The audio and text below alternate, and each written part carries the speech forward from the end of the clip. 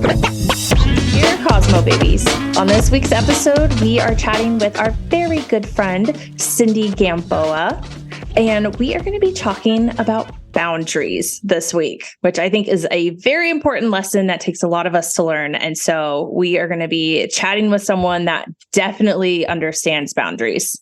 Thank you so much for joining me, Cindy. I'm so glad to have you here. I'm so happy to be here. I'm so excited.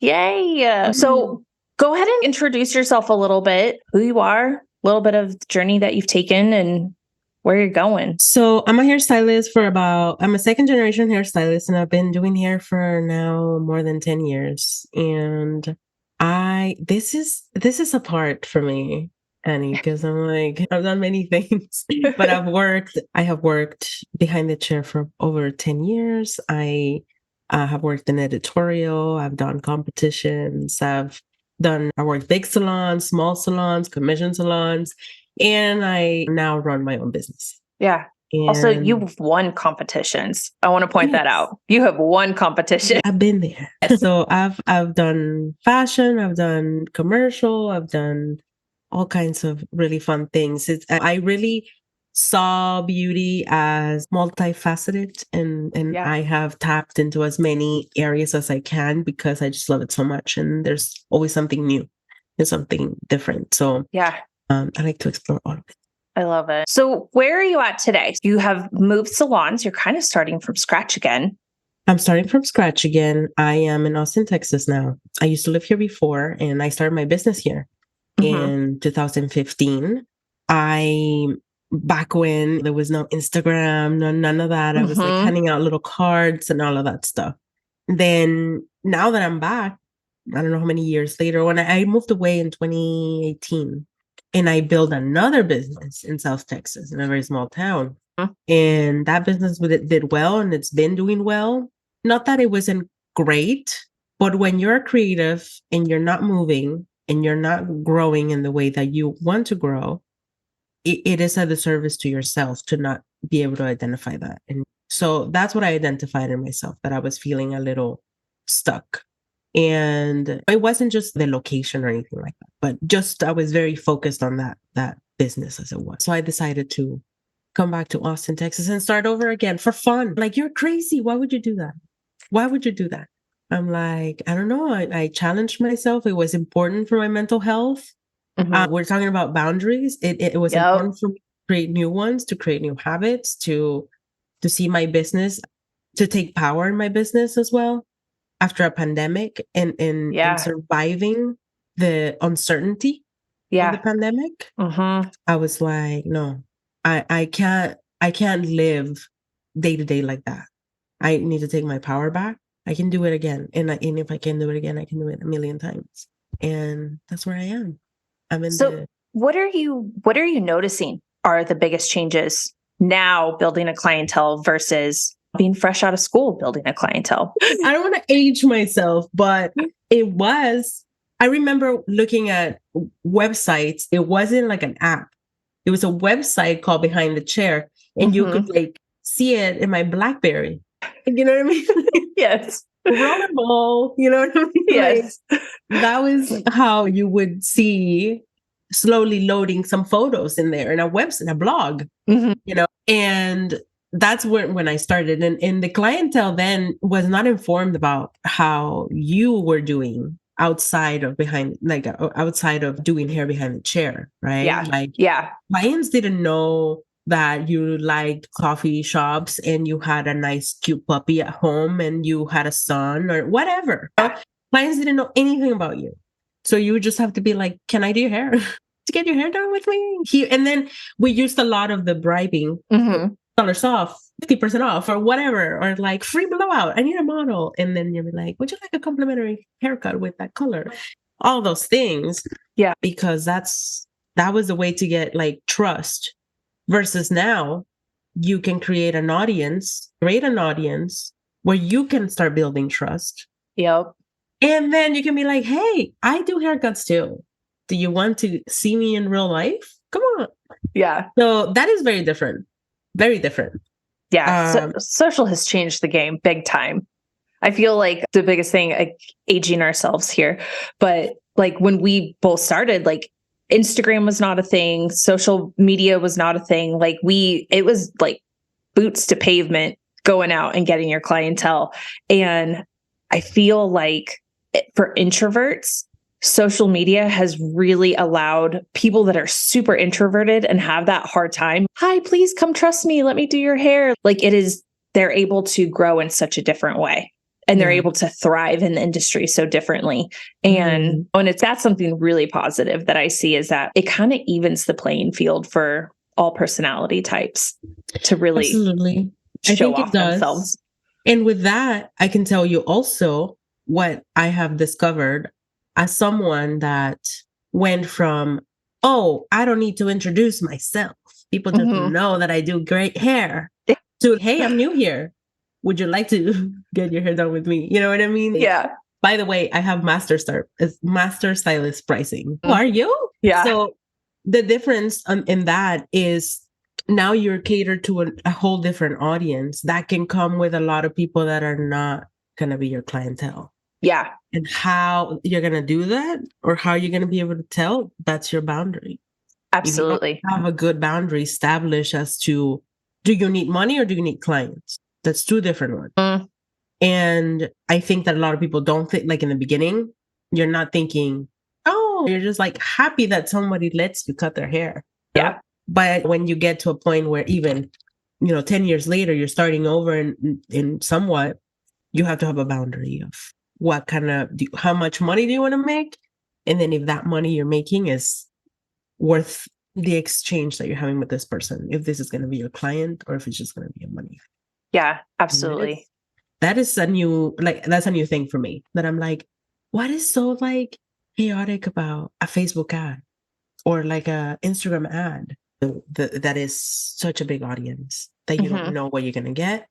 And you just hope that, and with that, I can go on and tell you all the other things that I feel like work, especially when you're a new stylist. Yeah. That most new stylists don't have set up, that I see a lot of, oh yeah, I came from South Texas, and in South Texas, there is a lot of high demand for our services, which is amazing. The problem is that not everybody is highly skilled. So if you don't have a skill, but you want to charge like a high skill, what makes you have that trust, the return, and building that clientele is going to be everything you have to back you up. So you can do one Facebook ad and be like, I did this hair, but then they're going to go to your website and you don't have a website. You don't have reviews. You don't have an extensive portfolio that says that every time somebody paid you X amount of money, you delivered. You don't have any of that. So then that makes it hard that even social media can help you. Yeah. Yeah. Those are really great tips, actually. Those are some of like the basic things. Go set those up and have those there, because it is a secondary place than just your social media presence to have those things. And it does make you look really professional compared to other people. Yes. That's what I'm finding out now versus then. Because like I said, for 4 or 5 years, I didn't have to do promo. Yeah. It's a lot of word of mouth, and it was a good business that sustained itself, and like the work spoke for itself. Yeah. Now that I'm in a pool of stylists and businesses that is so extensive, that do exactly the same haircut that I can do, that do exactly, then what makes you be the option? Sometimes it just comes with consistency. Some salons, some stylists might have one aesthetic that might be exactly like yours. That's fine, but it's still like that consistency. I feel that's what like gives people trust. Definitely. Because it's a very vulnerable service. Yeah. Oh, yeah. I think about that all the time. I'm like, I know many stylists, so I'm not scared to get my hair done anymore. Yeah. But thinking about not knowing someone and like just walking in there and be like, do something. Like, yeah. I want my hair blonde. And they're like, yes, imagine. I know that my hair doesn't turn blonde. Yeah. But someone's, yeah, I'll do it for you. How terrifying. It is terrifying. I still get nervous. Like I'm pretty consistent with my own stylist, but I let the assistants at the salon that I go to, I let them play with my hair and stuff. And it's okay. They need to learn and they need to do stuff. But oh man, it gets kind of scary sometimes. Yeah. And I think that's what we need to keep in mind, that a lot of clients, another thing, I guess, to touch base on is the empathy. Oh, yeah. So it doesn't matter if you are a brand new stylist or if you're practicing. You have to know that there's a human person that still cares how they look in the mirror. Yes. And that you have an effect on that.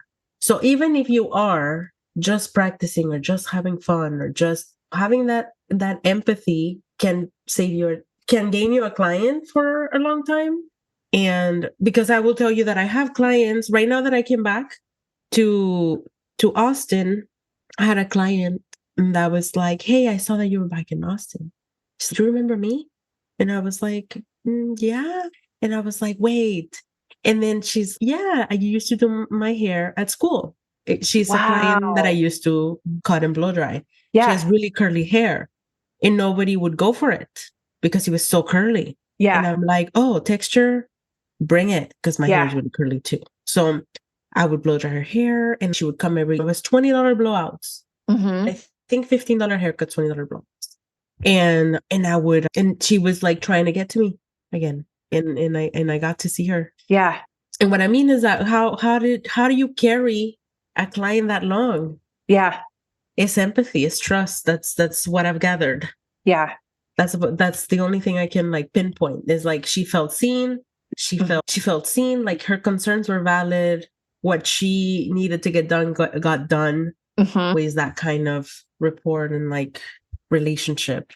Many years later, she's, "I can pay your prices now, and I want to see you." That's so awesome.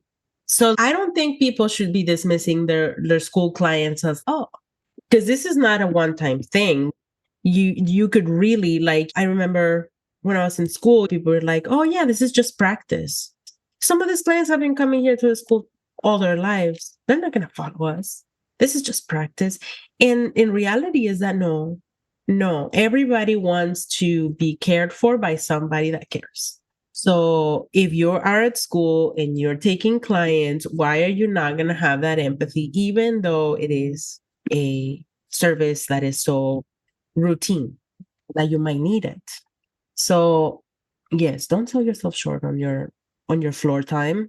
You can make lifelong clients. I really love that. I love that perspective of kind of understanding like one of the important factors that come with being a hairdresser in the industry and serving the clients that you work with behind the chair, and learning that and having that understanding from the very beginning, I think is going to set a lot of people apart from the other people that are looking at it like it's just practice. But you're right. That is a person in the chair. Even if that's all they can afford is to come to a school, like they still want that experience.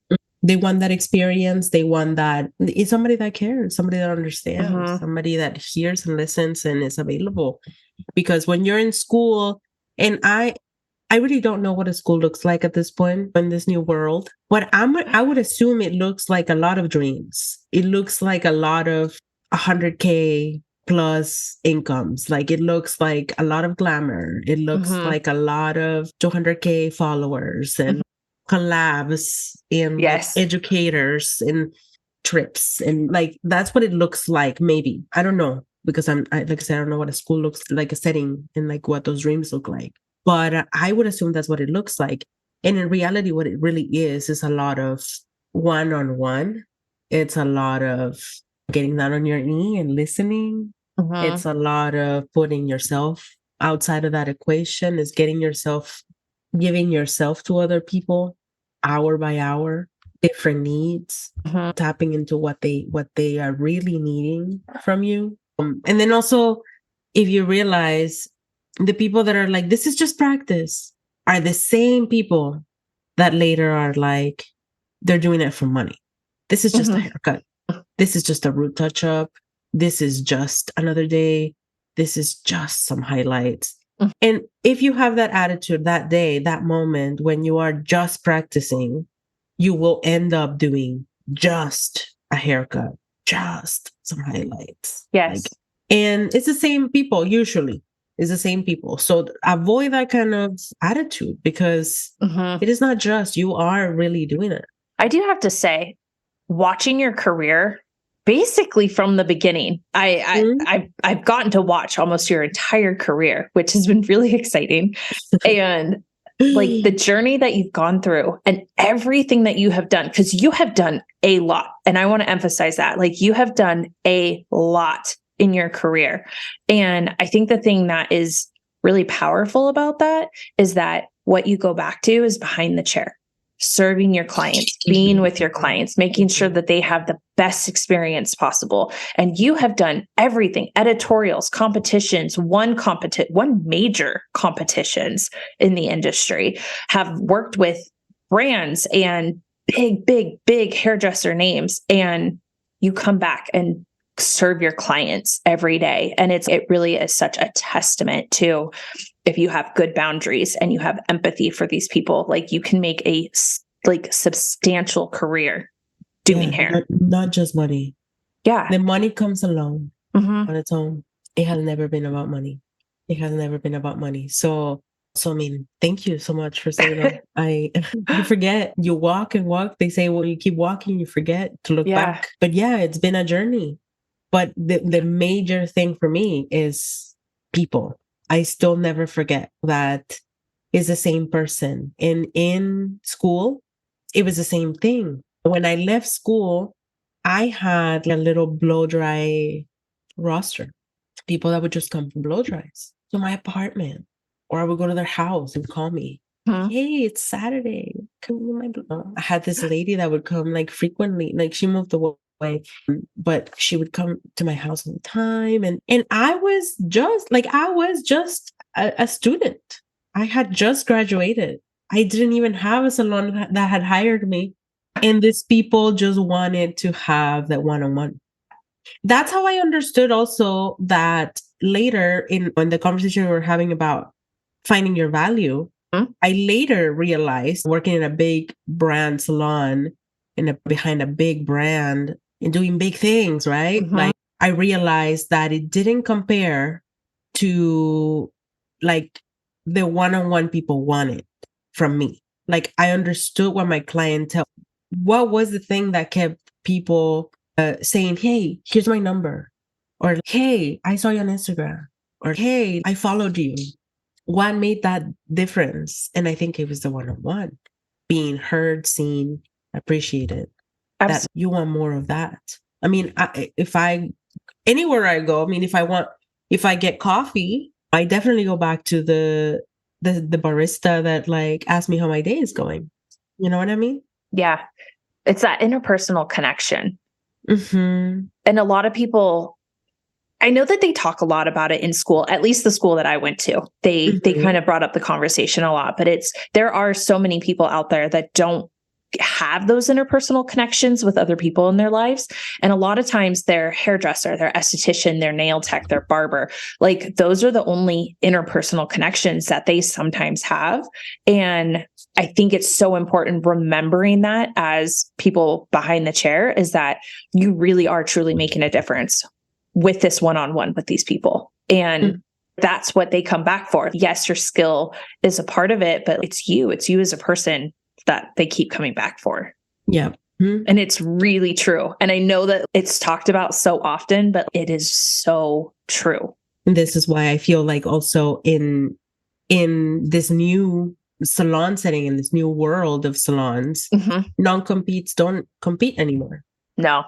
Non-competes have always been obsolete because non-competes cannot control the client that wants a one-on-one.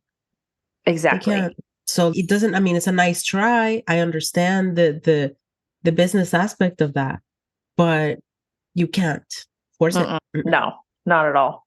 With giving all of that, though, to your clients all the time, what are you finding that you kind of have to start saying no to, or start putting up boundaries, or start making sure that you're taking care of yourself with giving and giving and giving all day?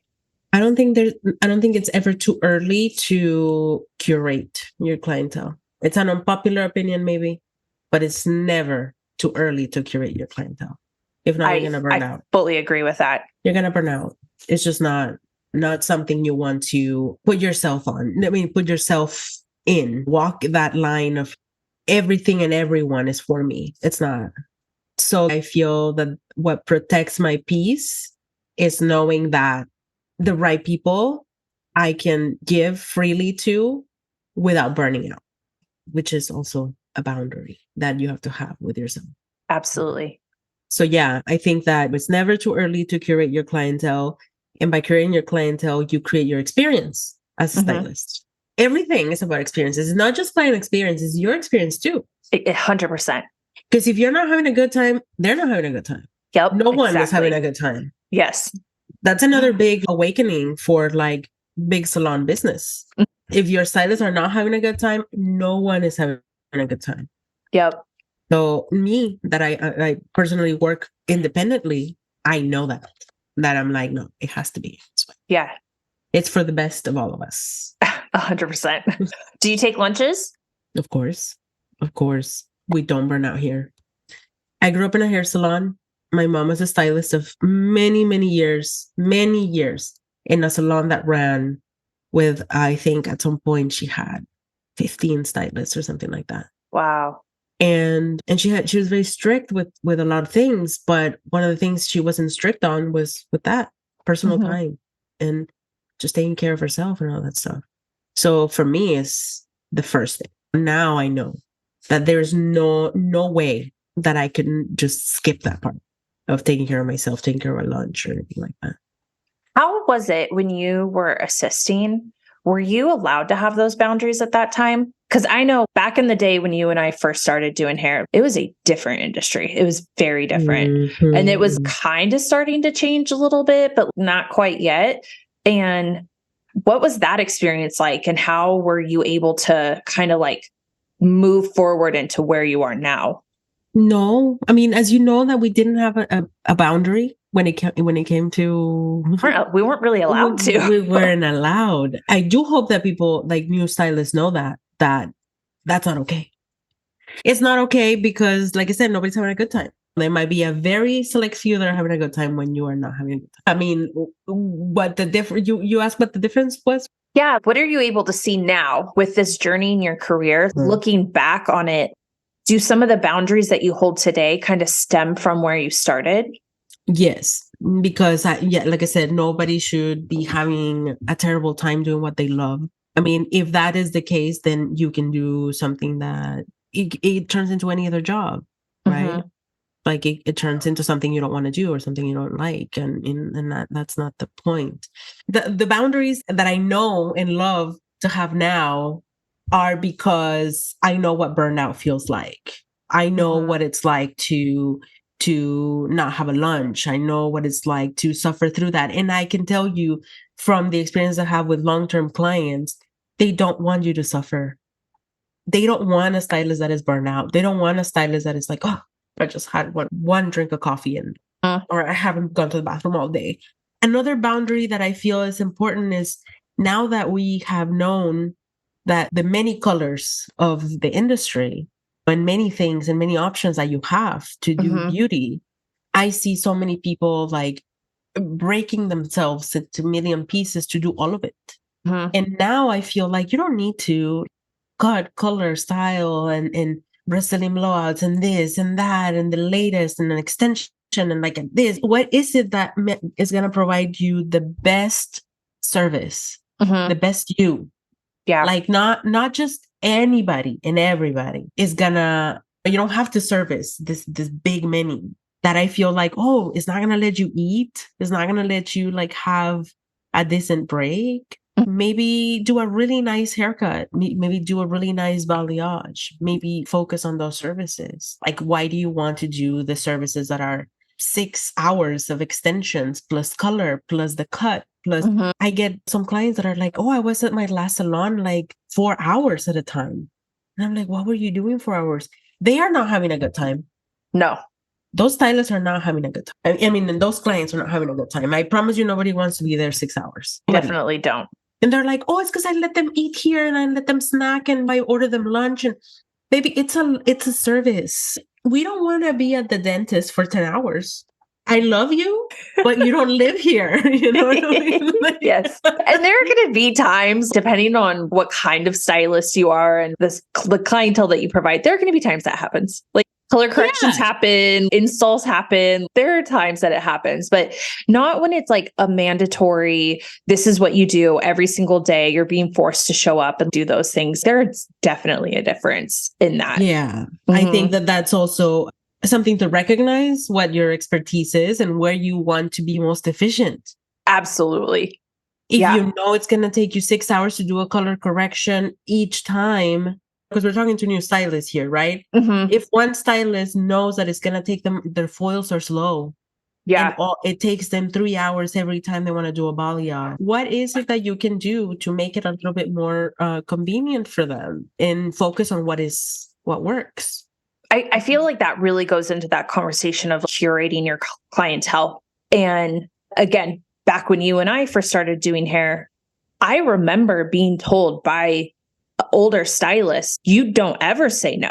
You take everything, anything that sits in your chair, you say yes and you figure it out. And I remember that just always terrified me because there are things that I want to say no because I'm not going to be able to give this person what they're looking for. But I felt so scared and pushed in the corner being like, well, I have to say yes to everything because I have to try.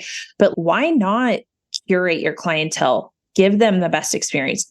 Have your own personal boundaries, be able to set them up for the expectation of what's about to happen.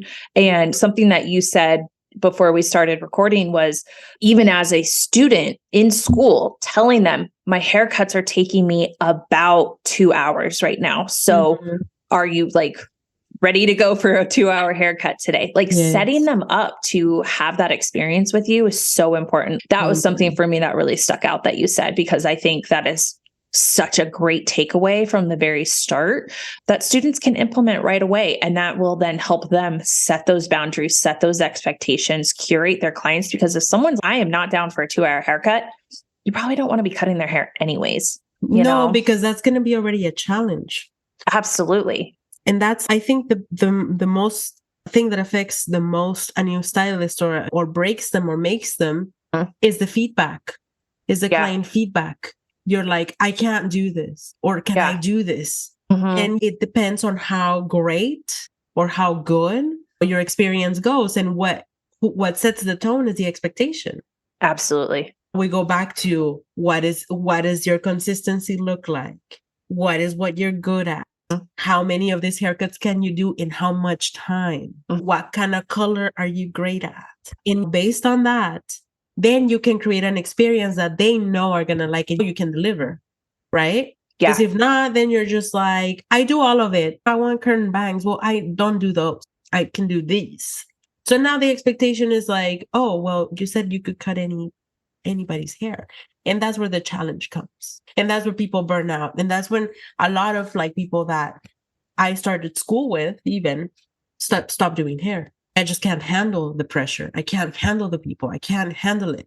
And was it really the people that you couldn't handle, or just the fact that they weren't allowing themselves or giving permission to themselves to curate their clientele, to curate their service menu, what they can do, focus on what they can do. I am a really good hair cutter. By accident, sometimes I say. I'm a really good hair cutter and I love doing those services. And many like new stylists come to me and ask me, where do I start? I just want to do what you're doing and I just want to like do this or that. And like, where can I start? And what's the trail of info to follow to master? And I'm like, what are you good at right now? What do you like to do now? What do you understand now? Because you're at work right now. And I can tell you that you can expand on your free time, but what is going to gain you mastery is what you're doing now. So if you work at a balayage bar and all you do is balayages and fantasy color, right? But you really want to be a hair cutter, the best in the business. But what you do from 10 a.m. to 7 p.m., 4 days a week is balayages and vivid colors. Where is your mastery? How are you going to gain your mastery? So maybe it's about perspective. You do feel like like adding great haircuts to those colors would be amazing, but you're dismissing what you're great at already. And there's nothing wrong with expanding what I'm saying. You're talking about how do I master? You're mastering what you're doing. You're going to be a master at what is presented to you, what you love, and what is happening. You know what I mean? Absolutely. So like it's I think that is one of the best discoveries I've had. That is, no, focus on what you know. And yes, keep building. We always have to learn. What are you noticing with the difference now that you're in a place that you're having to rebuild again, and you're in your own salon space, because you are by yourself still, right? Yes. Yeah. Yes. So you're just in your own salon space and you're building. So there's nobody else like there to help feed you clients or anything like that. What are you learning today with social media and those kind of things that students could implement into starting off from the beginning too? I think, like I'd mentioned before, being able to build a consistent, first of all, identifying your skill is important. I knew when I was in school, or when the clients I got in school became repetitive. And like I said, that was my mastery. Yeah. So it was a lot of curly girls that wanted to be smooth. Okay. Curly cuts were not a big deal then. I didn't have that education then. It was a different time. It was a different time. And the curly girls wanted to be smooth and they wanted bouncy, shiny blowouts. Yep. And I put that Paul Mitchell blow dryer to the test. It made it through. Yep. And that was what I did. Every Saturday I was booked back to back, and those were repeat clients. I don't know what that looks like for a student now. But for me, that's what it looked like then. Are you doing any mentoring right now? Not officially. Not officially. But I get asked a lot. Do you? Is it something that you do? I do it like when they ask me. When they ask me, I'll put it together and I'll sit with them. I will either do 1 session, 3 sessions, depending. The thing with mentoring is it's challenging because, like I said, I don't know what the expectations they have are on this new world, which is fine. I think that you can have any kind of career. And I've seen all the sides of it. So yes, I can give you a lot of feedback on many things, but I don't know what their expectations are. And when it comes to, I want to make 100K, which is the big conversation right now. Yeah, it is. And while we love that, and I can tell you that it's possible quickly, it doesn't come easy without skill, without consistency, without it has to, it's stacked up. Yeah. So for new babies, it can be very frustrating. What I do feel is like that this coaching needs to happen because there's a lot of scamming happening where they are being sold these ideas of 100K businesses. And nothing wrong with schools either, because I know some schools are actually telling people like, sign up and then you graduate ready to go. The future. And that's amazing. That's what they sell. But in reality, how many of these people are really ready for the world? Because it happens when people go to college, and here's your paper.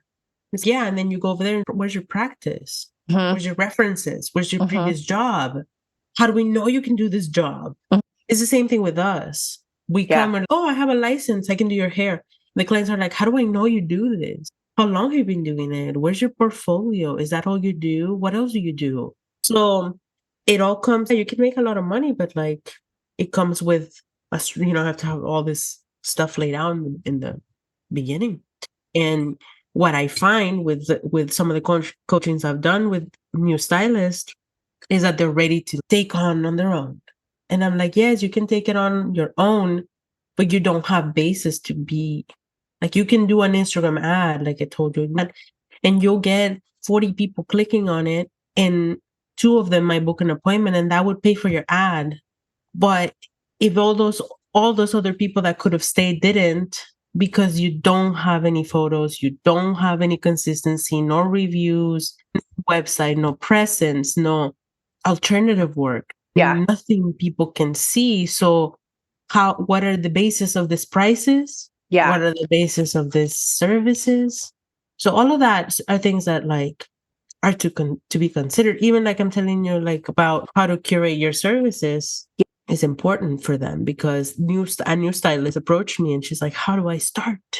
And I'm like, you have a beautiful page of beautiful balayages. You can make 100K plus doing this. I appreciate that you want to learn more. I appreciate that you want to learn all of the ins and outs of cutting, but that is being in the mindset of, I can do it all. You know what I mean? I know I can't do it all. And I think that takes also maturity from like your skill maturity in like knowing what you're good at and self-worth. Vivids, amazing. Don't do those. I'll refer you to someone. You know what I mean? But when you're new, you have that little ego that is telling you, really? You can't do that? What have you tried? Don't say no. You're a graduated stylist. So like getting your ego out of the way and being like, no, this is like a really solid, good service menu I have, and this is what I can, provide. I think that's a big difference. I love that.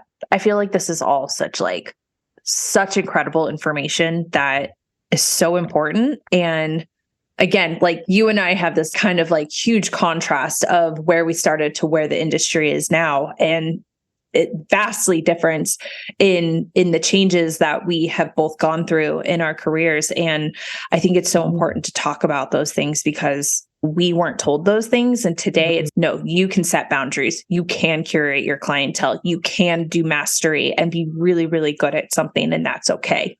You don't have to be a jack of all trades. I think these things are so important to give people kind of permission to be like, no, it is just fine for you to do that, even while you're in school. You don't have to be a master of anything to know your worth, to know that your work matters, to know that what you bring to the table is important, and to be able to curate who you service and how. And that you're important. And you're important. Your experience is important also. Your experience as a service provider is important. You're not there just to serve. While it is the basis of all things that we do in beauty, service, it has to be in a good balance and how you give. Like you can't selfishly give. But yeah, like having those at least established and knowing that can save you a lot of heartache. Absolutely. A lot of heartache. Because that's a way that you can avoid a bad relationship with the salon. That's a way that you can avoid a bad assisting gig. That's a way you can avoid bad coworkers. That's a way you can avoid intensely or irritating client interactions. If you have all those bases set, you're good. Now, imagine if we had shown up like this. We wouldn't have gone to war. I know. Like we had to wear a helmet daily because other people held our value. Other people dictated who and what we were able to do, when, and how much you were worth. And that's not anywhere where anybody should be. So that is the blessing that this Cosmo babies have now, is that they can just exist in their worth and in their value. And there's nothing wrong with that. It terrifies some salon owners that people are graduating with this much self-worth. It is scary for salon owners. It's scary for salon owners. But I personally feel my colleague friends that have big salons that get the Cosmo babies that are equipped with good values from the beginning, those are going to be the ones that they really understand what they're there for. They're easier to train. They have more passion. They're more at ease. They're not as nervous. And you empower them when you allow people to just exist and be happy in their power, because they're bringing a lot. Even if you're a new stylist, you're bringing a lot. You're bringing freshness. You're bringing something new. You're bringing new perspective. You're moldable. You're shapeable. You could be an asset to a company. All right. I have one last question for you. I feel like this whole thing has been such incredible advice, but the question that I have that I love to ask all the time is, what advice would you give yourself back in cosmetology school, knowing everything today? Hard question. I know it is a hard question. I think that the advice that I would give myself, I don't know, because it's hard, because the advantage that they have that we don't, that the advantage that Cynthia 2023, Cynthia 20 didn't have, was an outside world that allowed her to exist in every shape and form of who she was. So she was constantly asking for permission to exist anywhere. Mm. So the advice I could give to her that maybe it wouldn't even fit in her world would be to allow herself to exist in every shape and form. Yes. To know that she belonged in every room that she was in, and that she had enough talent and power and courage to do all of it. And whatever she wanted to do, she could do. The surroundings might not dictate that. The surroundings might not be in line with that. But if somebody had told me that, maybe you would have loved to love yourself a little more, because we can't sell beauty and we can't sell self-love from a place of darkness. We cannot. We'll sell a haircut, and a haircut, you can do it on your own. Your mom can cut your hair. Huh? Your friend can cut your bangs. That's not what we sell. So you cannot self-love from a place of hate. You should be the serving of this uplifting that I can provide for you, but you don't believe that for yourself. There's no way. There's no way. You cannot. Your cup has to be full. I think that would be my advice to her, that she can do the things that she wants to do if she allows herself to exist in every shape that she is, with a lot of permission. You're making me emotional over here. And I think I'm getting really choked up because I knew you back then. Oh. We were there for a lot of the same stuff. And I remember looking at you just being like, wow, she just lights up every room she walks into. She didn't know that. She didn't know. And she didn't know that because people didn't allow her to exist. So, and that's a good lesson for us. It is. As we saw that evolution of each other, right? How important it is to tell other people that they are in the right spot, that they are carrying light, that they should embrace their light, that they should walk in their light, and that they shouldn't let anybody dim it, that everybody's opinion is their own. You cannot let it get to you. So I think it's also a good, even school teachers and all that, they arm new generations of stylists that are going to care for people. They need to know how important it is, their job that they're doing, and how valuable coaches and trainings and all of those people set aside whatever might be that because you never know. You think that the people are there and you can see them and you see their light, but you never know if they really know. 100%. You never know if they really know, because like I said, I didn't know.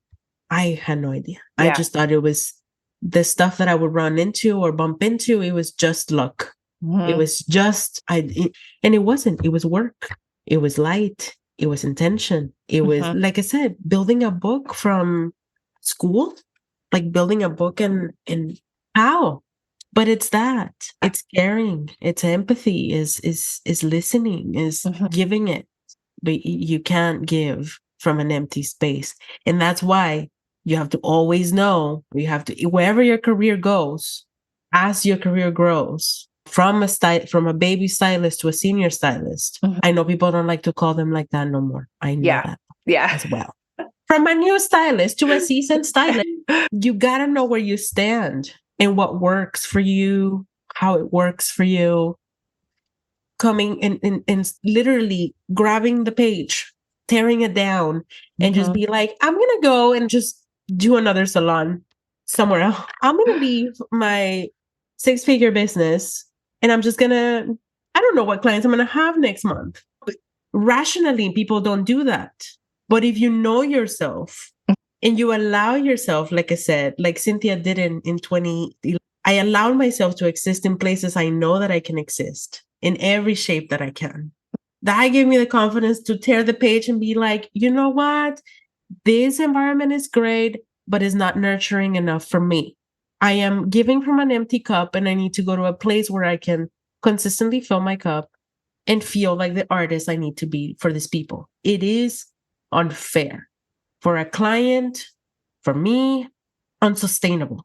And being honest, I think that was the bottom line for me. I had to be honest.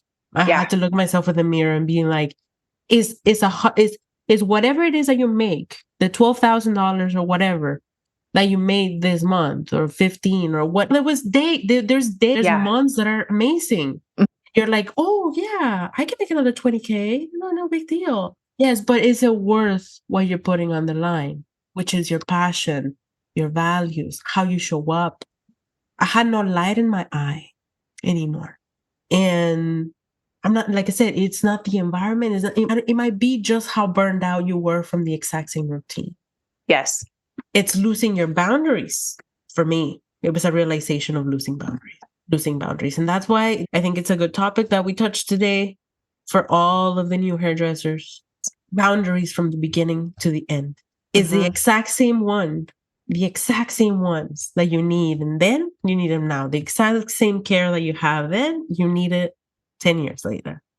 And when you get lost along the way, you won't be afraid to start over again. Scrap it. Do it again.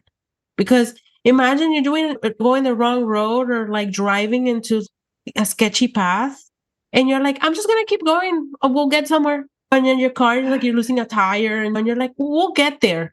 Yes. Like it just doesn't make sense. If it's a patchy road that is not leading anywhere, maybe it's time to turn around. Yes. I don't know. It's those things that you're like, no, you have to have that self-worth. It's not just money. It's not just money. And anybody that comes out here in this beautiful industry that is beauty. And I can tell you many times there's going to be burnout. Oh yeah. Gonna be like, I'm out. I mean, I have competitions, things like that. That whole world is draining. It's a lot. It's very tense and it's very small. That's another thing that students don't know. It's a very small town. Yes. It is a small circle of people that are doing it. And so you get to know each other very, very well. So you need to really know that it has to be something that if you burn out and it's not for you, take a break. It's fine. There's many other things. And it's a beautiful thing. Competitions are a beautiful thing. Meeting people like Annie, you know what I mean? All of these relationships I've had that come from competing is not a fun place to be sometimes. It opened the doors to many other things, many other people that I've met and many other trips I've done and many other friends I've had. But it doesn't end with just that one thing. This is like I was watching what's it called? The Michelle Obama. I was in a documentary, was the Oprah interview. Oh yeah. And she said, you can definitely be all of it. You can definitely do all of it, but not all at once. Not all at once. Right now, I'm comfortably being in this era that I'm in my life. I'm in my mom era. I have a son. I'm building my family. I went through grief. I'm recovering from grief, learning what home is, learning what feels good. And I can allow myself that process, right? Like you can allow yourself that process and just be like, okay, this is the era. And now if you want to be grieving, mothering, running a business, changing careers, going to another state, going to another city, writing a new business, writing a book, coaching. That's a lot. Baby, you're like, you can do it all. Yes. But not all at once. Yeah. Not all at once. So yes, whatever it is that you're going to be a good one at it at the moment that you are in. And I am a firm believer in that. Social media will lie to you on a daily basis and tell you that where you are at is not enough. It's a lie. It's a lie because it's like, oh, so-and-so is doing this. So-and-so is doing that. Oh, they have a YouTube channel. Another person is an educator. No, another person has 1 million followers. Oh, another person just blew up on TikTok. That's fine. In your time. I have to be kind to myself and remind myself like, baby girl, what are you doing now? And how much is in your plate right now? So you were asking me about the coaching, right?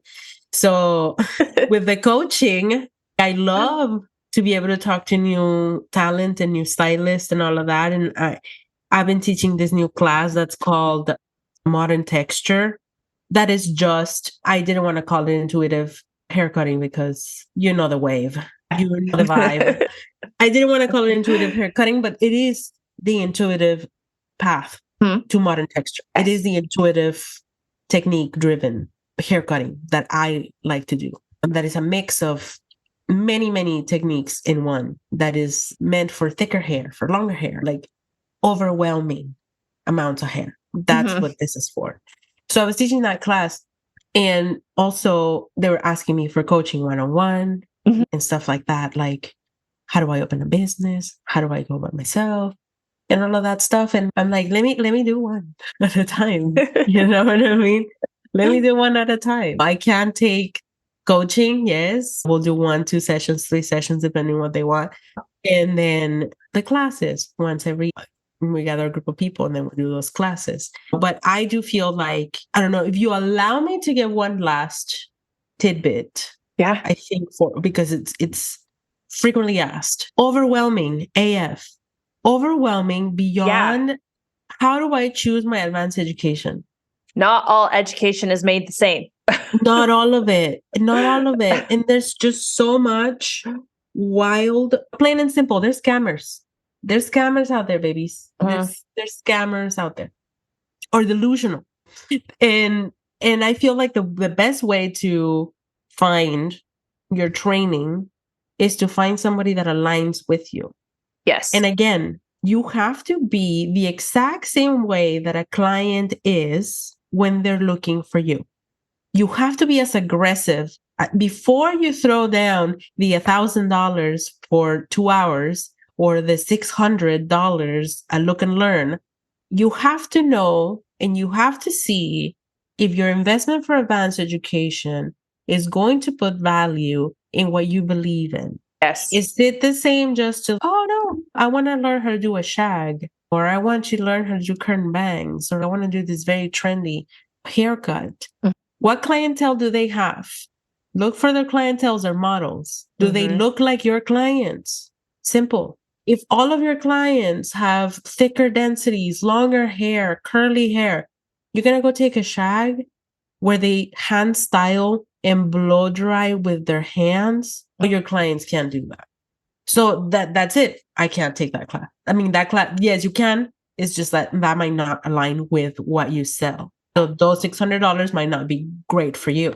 That's a great way to take a look at education, because I think a lot of people kind of like, oh, I'm interested in this, and so I'm just going to throw my money at it. But that is such a great way to step back and kind of look at the needs of your actual clients and the education to go forward from there.